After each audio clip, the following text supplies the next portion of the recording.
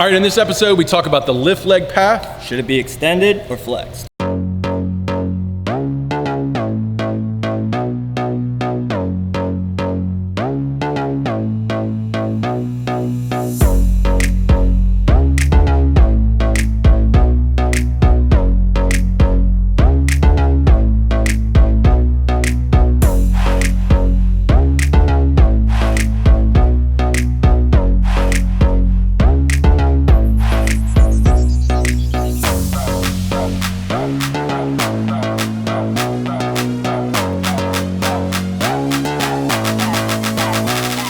All right, Brent Porcio, Stephen Godani, the @Top Velocity #Pitch and Tips show, where you go to Twitter, Facebook, Instagram, and @Top Velocity #Pitch and Tips. You ask your question on anything pitching or anything we do here at Top Velocity, and we're going to answer it on the show. And go out there, if you really like this show, guys, and you want to keep it going, please do us a favor and subscribe, like it, share it any way you can. It really helps keep this going. We want to do this for you guys. So what's our question for today? Frederick Hinkle asks, you've talked about arm path. What is the proper lift leg path? I struggle with where my front leg should go. Okay, great. This is a good question. I actually have two lift leg paths I like to talk about, and also want to make the point of your lift leg, it needs to strictly be there to be a passive mover. It needs to be there to also control your hip rotation. So how it controls your hip rotation, I'm not really going to get into that here, but I'll talk about the two paths, which I think answer the question. But as far as controlling the hips, it needs to not fly open early, right? Because basically high velocity pitchers will not open their hips until just before they land. So they'll stay closed with that front foot, and then just before they land, they trigger hip rotation. And then that's how we call it. We call it triggering hip rotation. It triggers it. We power hip rotation through the back leg. It's something big in the 3x pitching velocity program. I put it in one of my components called foot sync, because the feet have to be synced together. But if you do want to learn more about that, that's a big part of all the mechanics you get in the 3x pitching velocity program. But once you understand how it controls your hips and how it needs to be passive, because if it's trying to be too active and trying to take the momentum down the mound, then it's going to fly open early, and it's really going to disrupt the importance of force production in the back leg. But the two paths, as far as understanding the path of the lift leg in the question, the two paths that I've defined is the extended lift leg and the flexed lift leg. An extended lift leg is after lift, you immediately go into extension before you start really moving forward. The flexed lift leg was you lift the leg and you hold it flexed as you move forward. You never go into extension.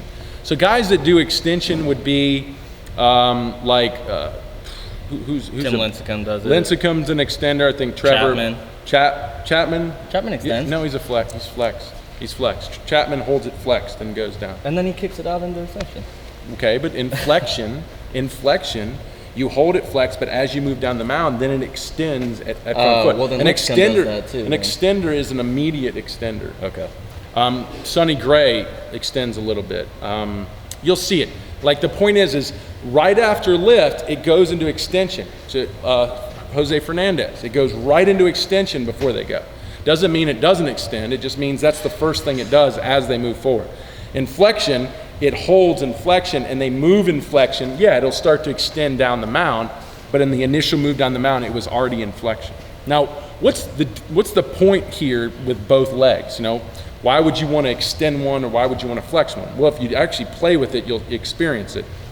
In extending it, it's harder to fly open, but at the same time, it's harder to move down the mound.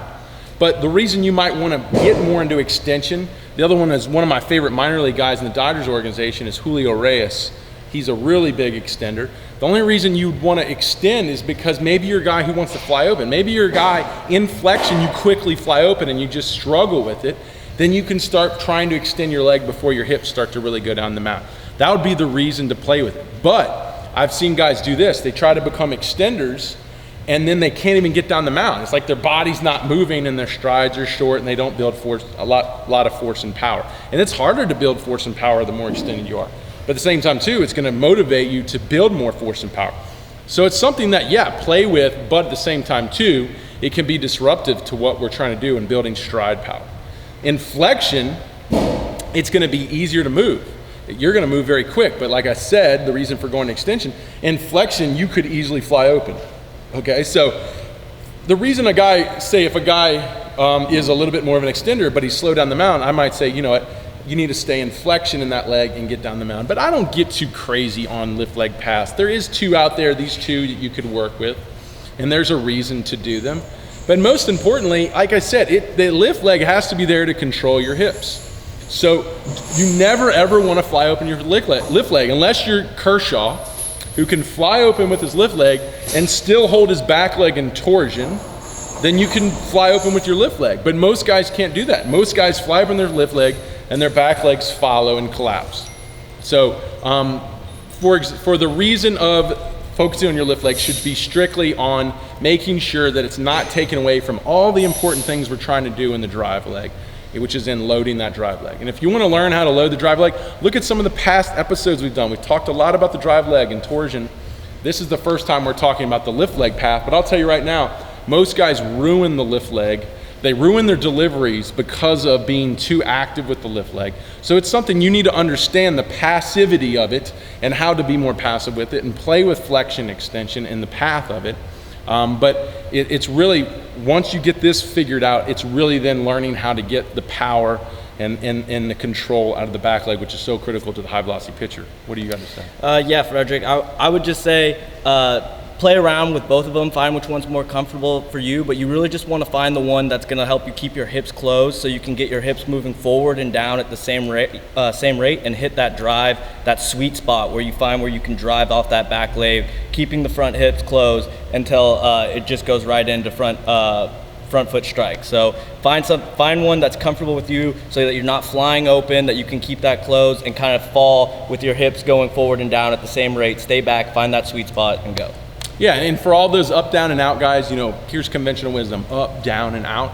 That's not going to really teach you most effectively what needs to happen in the stride, which is what needs to happen in the drive leg. So if you're sitting here focusing up, down, and out, it's really not going to do for you what needs to be done back here in the drive leg. So I throw that out the window, understand the passivity of the lift leg and how it controls the hips and how it needs to open late and how it needs to support the drive leg and how, yeah, you can extend it if you want to fly open early or you can flex it if you want to be quicker down the mound. But besides that, that is it. Now you got to learn the drive leg. So that'd be my best advice to you. Good question. So if you got a question for the show, go to Twitter, Facebook, Instagram, @TopVelocity, #pitching-tips. Ask your question and we'll answer on the show. And if you want to check out our programs, our 3X pitching velocity program, our 2X programs, our beginners program and our 3X programs, our camps coming up, our 3X training here, go to topvelocity.net and check that out. Boys.